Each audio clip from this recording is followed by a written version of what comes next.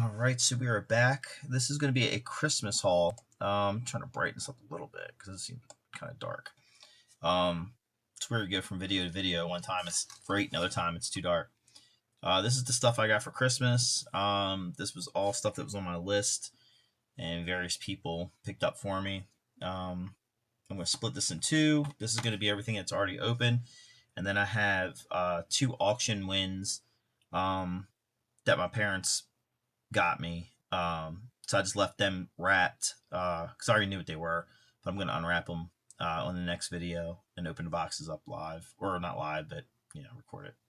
Um, Starting off, I got Thundar the Barbarian, the complete series. Loved this series as a kid. A lot of Kirby and Toth in this. You definitely see influences of both. But I love this series as a kid. So I watched disc one already today. And then there's a featurette called Lords of Light, Story of Thundar the Barbarian, which I'm looking forward to seeing that. Got In the Days of the Rockets from the Atlas Comics Library. This is number 3. This is Jet Dixon and Speed Carter. These are all Atlas Comics sci-fi rocket space comics. On the back of it says 1951 Marvel's Atlas Comics line looked ahead of the futuristic year 2000 and in the spirit of Flash Gordon and Buck Rogers launched a new interstellar title. Across 5 issues of Space Squadron and one of Space Worlds, the talents of George Tuska, Werner Roth, and Alan Bellman at their peak sent Captain Jet Dixon and his crew blasting into action against cosmic threats like the Armada of Death, the Space Demons, Terror from the Deep, Temptress of Jupiter, and the Midnight Horror. The adventures of Blast Revere and other explorers in the days of the first rockets were also chronicled by Joe Maneely, Christopher Rule, George Klein, and Vern Henkel. Speed Carter Spaceman, 2 years later, writer Hank Chapman and artist Joe Maneely gazed further into the future, envisioning the distant year 2075 in Speed Carter Spaceman. In the course of the 6 issues, they were joined by artists Mike Sekowsky, George Tuska, Bob Forgione, John Romita, and Bill Savage as the Space Sentinels and Cadet Johnny Day battled monstrous aliens in stories like The Space Trap, Slaughter in Space, Die Spaceman Die, and The Thing in Outer Space. All are collected here in full color with an introduction by series editor Dr. Michael J. Vassallo.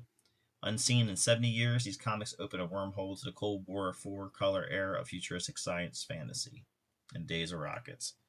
I have these. Been collecting them. I have the other ones. I guess they're behind that image. I got the Joe Maneely. I got the Adventures of Into Terror, the War and Venus. There's another horror one coming out. There's romance one out right now, and there's one with police stories. So I still gotta get those 3. But this is the one I mainly was really interested in because I went to read Space Squadron. And it's cool that they got these all collected finally, and they had the ads and everything in here, which I always like. I like it to be as authentic as possible. But yeah, we got robots in here already. Looks pretty interesting, so I'm looking forward to reading this. Also got Chester Gould, daughter's biography of the creator of Dick Tracy. I always love these biographies of the creators. I love reading about like their home life and just how their upbringing and how they got into the business. Other interesting facts about their life. I thumbed through this briefly. It's kind of on cheap paper. It's real thin paper, but I was expecting something a little bit better. But it'll be a good read for sure. So another one, Secrets of Jack Kirby: Methods and Techniques by Mike Hoffman. I actually came across this recently. Didn't even know it was even coming out. Don't know when this was actually. Let's see what the publication date is. Now this one is definitely one of those maybe publish on demand type of things. Yeah, November 2025. Because again, this has really thin paper, and then the first couple pages and the last couple pages are just blank white pages. So this is probably one of them print on demand type of books.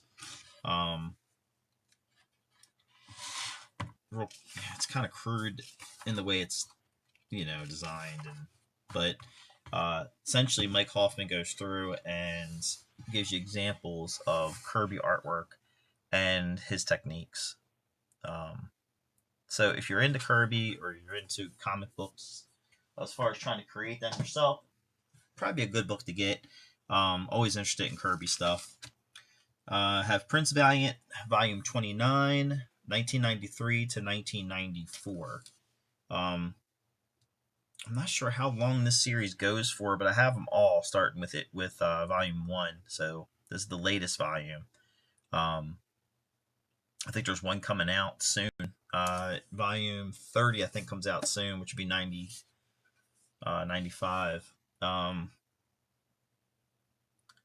But I don't know when the end. I don't know when the last volume comes out or what the year would be. But these are by Foster, Murphy, and Murphy. So I'm gonna keep getting it until the end.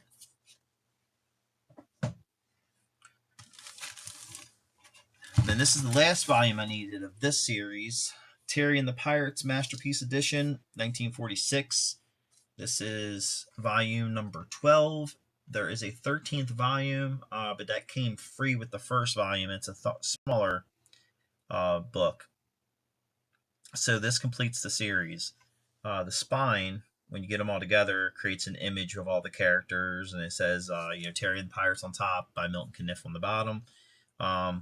This slides in perfectly on my bookshelf, and I'll be putting that up there shortly. And now this is complete, finally. I have some time. I'm going to dig into Volume 1 and start reading it from the beginning. And then finally, this is Atlas Artist Edition number 2. Number 1 was the Joe Maneely, Joe Maneely, that one right there with the green spine. This is number 2. This is Al Williamson, The City That Time Forgot, and Other Stories. This is a pretty hefty volume. And this one here says, you're holding in your hands a publishing event, a massive collection of all the Atlas work. More than 400 pages by one of the most revered artists in comic book history, beloved by fans and acclaimed as a legend. Al Williamson, best known for his fantasy and sci-fi work on EC's Weird Science and Weird Fantasy, the Flash Gordon comic strip, and his comic book and comic strip adaptations of Star Wars films. Williamson drew 31 fantastic, awe-inspiring stories in the genres for the pre-Marvel Atlas, often working with assists by the great Roy Krenkel. Williamson produced classics like The City That Time Forgot, Inside the Tunnel, I Was the Changing Man, and The Unknown Ones. Everything is here, including 3 never-before-published Jan of the Jungle stories, which were among the works Williamson himself was most proud of.